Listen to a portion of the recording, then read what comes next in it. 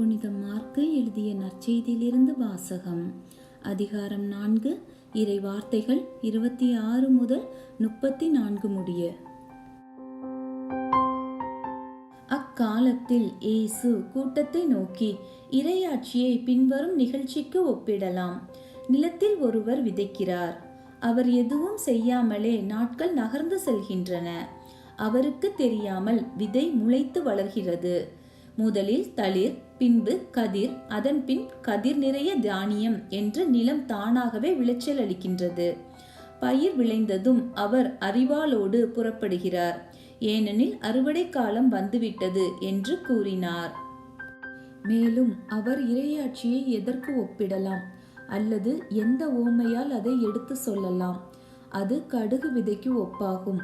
அது நிலத்தில் விதைக்கப்படும் பொழுது உலகில் உள்ள எல்லா விதைகளையும் விட சிறியது.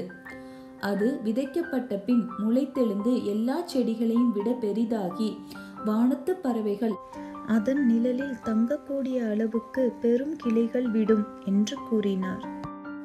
அவர்களது கேட்டறியும் திறமைக்கு ஏற்ப அவர் இத்தகைய பல ஊமைகளால் இறைவார்த்தையை அவர்களுக்கு எடுத்துரைத்து வந்தார். ஊமைகள் இன்றி அவர் அவர்களோடு பேசவில்லை. ஆனால் தனிமையாக இருந்தபோது தம் சீடருக்கு அனைத்தையும் விளக்கிச் சொன்னார்.